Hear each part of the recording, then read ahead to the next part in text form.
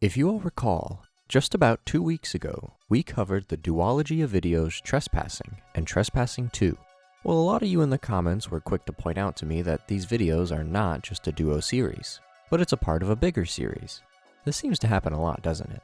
But needless to say, to my surprise, it turns out that both of the Trespassing tapes are a part of the FENSTON, Missouri collection. I knew I wanted more after what I saw, but I didn't know it was already here.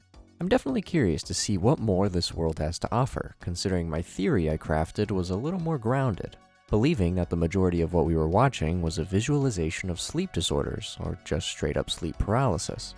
But now that we have more to work with, I have a feeling that theory may be out the window. Who knows?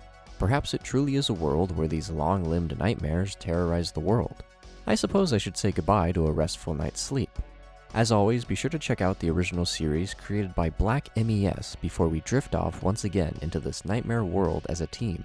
I'll also have linked down below the last video I did on the Trespassing tapes, as I probably won't be spending as much time on them here once we get there. But let's equip ourselves with the sturdiest of gear, gotta stay safe, and see what more this FENSTON, Missouri collection has to offer us. But before I let you get too far, just wanted to say if you're new here and enjoy what you're watching, be sure to hit all those neat buttons down below as it really helps support the channel. And if you want to see more, be sure to follow us on Instagram and Letterboxd. Alright, now you can pass through. Face in My Wall, Tape 1. Before getting too deep, it appears that there are two playlists with a differing amount of videos. The FENSTON, Missouri collection and Trespassing series in order. But I feel like jumping into the whole collection is the path we should take here. There isn't too much to this video. It's only 22 seconds long, but it certainly leaves an impact to say the least.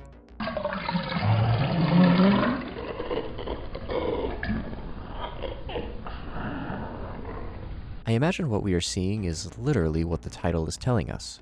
This is a face in our walls. Something I like and find creepy is the water sound the face makes when it appears and disappears, like it's being drained back into the wall. Another thing to note is that there is a very brief flash of text that just says Black MES made this. Perhaps the name of the channel is a hint to something larger at play. Thinking back on the Trespassing videos, the face did seem to look a little similar to our paralysis monster. Perhaps it wasn't just a paralysis monster all along. Kindly Open for the Doorman, Tape 2. This is another short little tape, but effective nonetheless. Our cameraman begins to approach this door, and once it's open, I think it's safe to say we have met our doorman.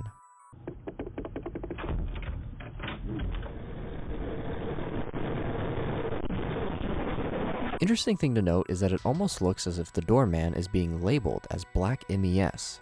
Is this to say that it literally is Black MES? Or that it is just another creature created by them?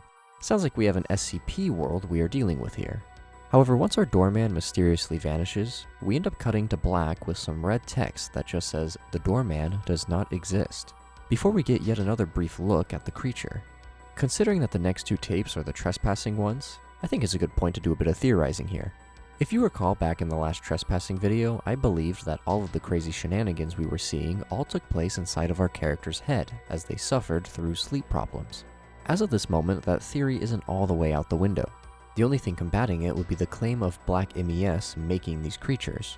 But I don't think it's too wild to think that the face in the wall and the doorman are just more nightmares our character is having. Until we read the description of the playlist. The FENSTON, Missouri collection is an effort to document the weird phenomenon occurring in a mid-sized Missouri town named FENSTON. And I think it's safe to say our character we have been following is Anthony. So now that Theory 1 is in the trash, it seems like the small town of FENSTON is experiencing some strange happenings. And I believe that whatever this Black MES is has to be the cause of it. But let's briefly revisit the two Trespassing tapes to see if anything has been recontextualized. Trespassing, Tape 3. Like I said in the intro, these next two tapes will be pretty brief since we already went over them a few videos ago. But it appears that Anthony may have been recording this whole time based on advice given to him by his Dr. June Bennett. Supposedly, this is to help prove these creatures are just hallucinations. However, now the question on if these monsters are real or not is once again up in the air. In the text, "Do you hear me? I need you to listen to me," it seems to be coming from the creature. But when it says you're in those same conditions again, it's leading me to believe it's Anthony trying to talk to himself. Perhaps convince himself what he's seeing isn't real, when it's possible it very well could be real. I think if these creatures are real, then there's a chance that they are just causing Anthony to have these sleep problems. resulting in all the weird imagery as he's being tortured by whatever these things are. And I imagine it doesn't help when his doctor tells him they are just hallucinations and that he should record them. However, I am getting the sense that our character is both fascinated and haunted by whatever these things are, clearly curious enough to conjure up a collection of footage. Unless Anthony is just the person who compiled the footage together, and isn't actually the person filming. It's possible Anthony is here in the aftermath, trying to figure out the puzzle. Then again, if it is Anthony who is filming all these tapes, he is certainly one unlucky character to say the least. Trespassing Paralysis. Tape 4. Trespassing Paralysis takes place pretty much right after the last one. And to be honest, the fact that paralysis is in the title is slowly pulling me back to my hallucination theory. However, throughout the tape, we do get a look at some various creatures, ones that I don't think we have seen before.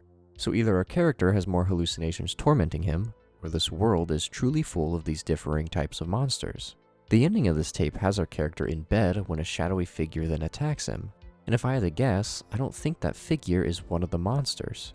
I think our main character having sleep disorders and a lot of the creatures being real can both be happening. The creature under the bed is probably real, but the shadow thing is likely a hallucination, adding to the horror that Anthony, or whoever our character is, can't be sure what is real and what isn't, because he is literally seeing real and fake monsters. That's actually quite the horrific scenario if you ask me, because at the end of the day, who will believe you? Perhaps it's this quest to uncover the secrets behind FENSTON that is taking its toll on Anthony, affecting his sleep and bringing on a whole new level of nightmares. Ghost Detector App. Tape 5. This is another short tape, only about 50 seconds long, but given the title Ghost Detector, it may be a lot more revealing than we think. The first thing we are met with is this Ghost Detector App UI, and if I had to guess, that is what all those red squares were that hovered over the doorman. The camera opens up and we see our character's room as they scan for ghosts. All the while, we can see at the bottom that it's certainly searching for something. However, once we turn and face the door again, that familiar red square appears. The record button then changes to say press to start detecting, and we can see that it's so sure that it has found a detection. And then, well, what we see next certainly brought on some deja vu.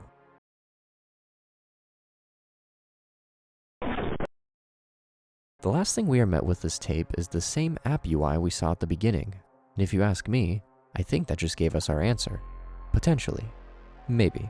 I don't want to immediately jump to the conclusion that they are ghosts, but this heavily implies it. However, we are putting a lot of faith in this ghost detecting app to be correct about what it's detecting. But if these are ghosts, it would sort of explain how they seem to disappear and reappear at will, just showing up in closets and under beds. Perhaps these ghosts have some way of putting our character into a sleep paralysis state to further haunt him. But needless to say, just the title alone for the next video may add some more fuel to this theory. FENSTON, Missouri Ghosts. For School. Tape 6. Based on the description of this video, it's clear that this was created by our two characters we read about in the playlist description, Anthony and Michelle Goodwin. This video definitely feels and looks like it was made in early Windows Movie Maker, and it seems to be our first look into the town of FENSTON and these weird occurrences. The first thing this video teaches us is that FENSTON, Missouri has become infamous for the incredible ghost stories that have come from the town. God, this text hurts my eyes. But apparently these aren't just some tall tales, to which we are then introduced to ghost number 1, the Spirit of Rage. Apparently this photo was taken in 1897, and not even the photographer spotted this figure. If I'm being honest, I don't think I would have either. This figure is described as tall and lanky, which pretty much fits the description for all the creatures we have seen so far. We are then shown a photo that was taken in 1894 by Charles Lorendo, and once again, Lorendo said that the figure hadn't been spotted when the photo was taken. So either our photographers are blind, or they are only appearing in the photos. And I can imagine back in the day, it probably took quite a bit of time before you could see what your photo looked like. Lorendo then confirms that it was only after 72 hours that the figure had somehow appeared in this photo. A reflection is even pointed out. Quite the physical spirits. But then it seems we get to learn the backstory of this ghost, being introduced to a man named Arthur Clark in 1912, a father of 6 children. Jesus. Apparently he would write about a demon in the sky, and any time he looked at the stars, he would see this demon and feel an uncontrollable rage. Apparently after seeing the demon one too many times, he ended up slaughtering his whole family. and the last thing he wrote called the demon a spirit of rage, and claimed the stars were its eyes. If we recall back to Trespassing Paralysis, there is a moment where a character shines his camera up at the stars, looking straight into the eyes belonging to the spirit of rage. We then learn that this ghost is only spotted on the night of a terrible murder. We are then shown the last photo that shows the spirit. Until now, that is.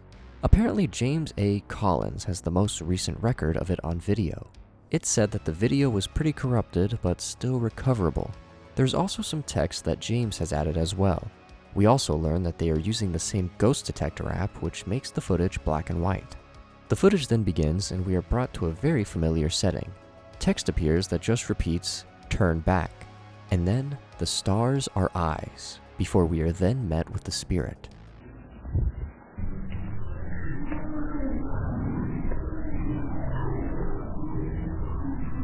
We can see the red square bouncing around the frame, but real fast there was a quick flash of text that you may have missed.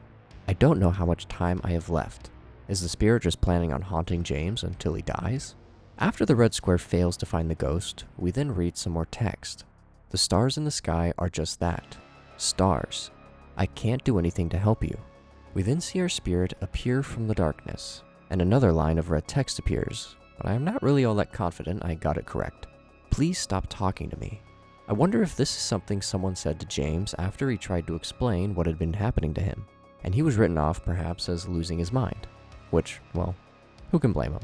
But now it's time to learn about our next ghost, which unlike the last one, doesn't have much info on it. Apparently there have been rumors spreading about a ghost knocking on people's doors, even their bedroom ones when they are alone. It said no one has ever gotten footage of the mysterious doorman except for a man named Todd Larrick, who was found dead due to starvation. So it sounds like Todd Larrick and James A. Collins are our cameramen when it comes to a lot of these previous tapes, and Anthony and Michelle are just the tape compilers, creating this video to try and crack the case. It said that Todd also oddly added in text himself, just like James. I wonder what could be the cause of that. But we are then shown the all too familiar footage of the doorman coming through the door. Even the text Black EMS still remains. Even the text saying the doorman does not exist still is shown. However, now we also know that both tried to claim that what they were seeing wasn't real. Todd with the doorman and James with the stars being eyes. It said Todd was then trapped in his room and couldn't escape, making him the only person to have ever gotten footage of the doorman. However, it's now time to move on to ghost number 3, one said to be even more mysterious than the last. One that even our video makers don't know what to think, but apparently the man claims to be from FENSTON, and once again, an all too familiar scene is shown.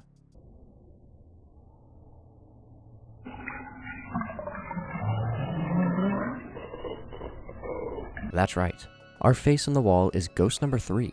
It's said that the man claims the face came out of his wall and started leaking water everywhere, but then again, pipe damage was found in the house. However, now it's time for some fun FENSTON facts. We learn that 90% of corpses found on the streets of FENSTON mysteriously vanish. That's quite the high percentage. While said not to be a very fun fact, it does however lead us into the next ghost. Apparently, in 1967, a mutilated corpse was found tied to a lamppost, said to be beyond recognition. All it was called was the FENSTON body. We are then shown what is said to be the image alongside a graphic warning.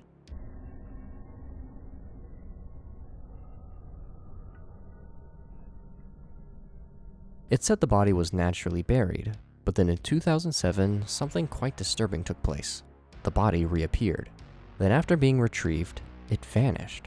It's then said that when the police went to the original burial site, they found the bodies of 24 people who were reported missing a few days prior, and all of them were witnesses of the body.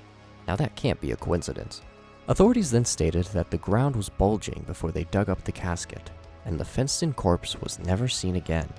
This tape certainly gave us a lot more insight into this world. I think it's safe to say that these creatures are in fact spirits haunting the town of FENSTON, and Anthony and Michelle are slowly uncovering the truth through tapes that they have discovered through their ghost hunting investigations. But there's only one tape left so far, and it's definitely interesting to say the least.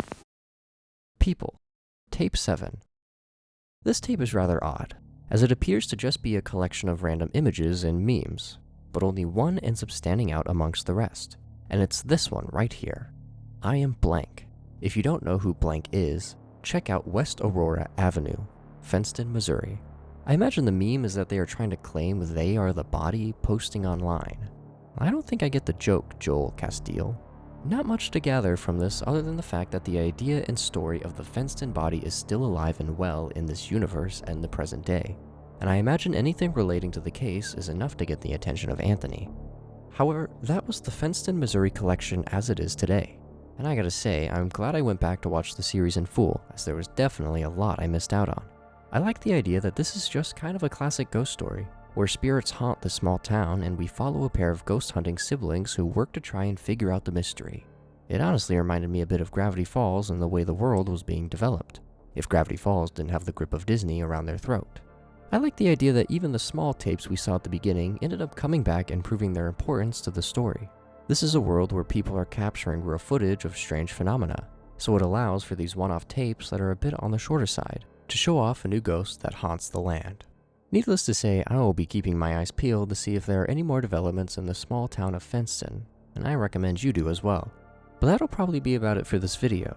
As always, be sure to keep leaving me recommendations down below, whether it be in the YouTube comments or the community Discord, where just like these spirits, you probably can't see where I truly am.